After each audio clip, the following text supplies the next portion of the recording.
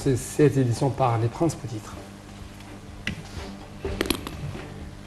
Le ministère de l'Intérieur intensifie ses efforts pour contrôler les marchés. L'armée russe poursuit son opération d'encerclement des forces ukrainiennes dans l'est de l'Ukraine au 32e jour de son offensive. Et enfin, la ville chinoise de Shanghai enregistre une forte augmentation des cas de Covid-19.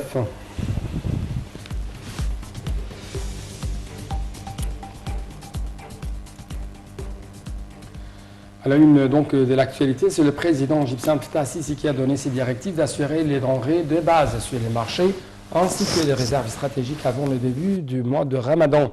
Le chef de l'État a également suivi le déroulement des travaux dans les projets du pétrole à travers le pays.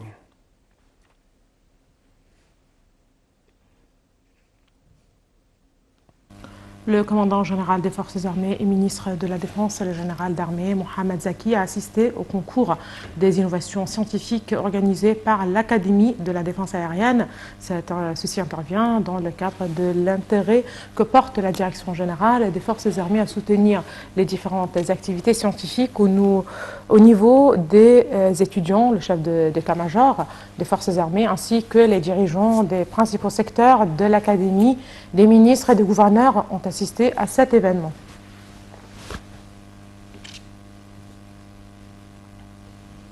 Comme je vous ai annoncé dans les principaux titres, le ministère de l'Intérieur intensifie ses efforts pour lutter contre les crimes.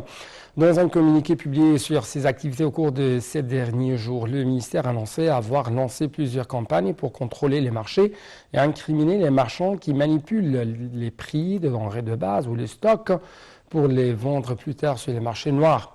Le ministère a aussi arrêté des fraudeurs fiscaux et les a contraints à payer leurs impôts.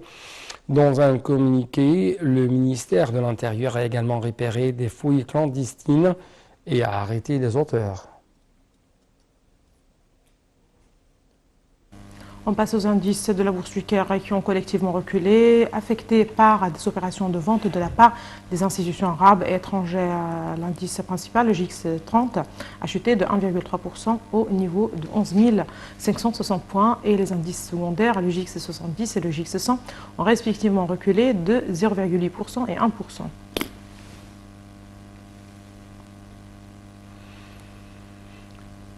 Au niveau régional, la coalition militaire dirigée par l'Arabie saoudite au Yémen a bombardé des zones contrôlées par les rebelles Houthis dans la nuit de samedi à dimanche, après que ces derniers ont annoncé de manière unilatérale une trêve de 3 jours. C'est ce qu'a indiqué en fait le Riyad. Les détails tout de suite. La coalition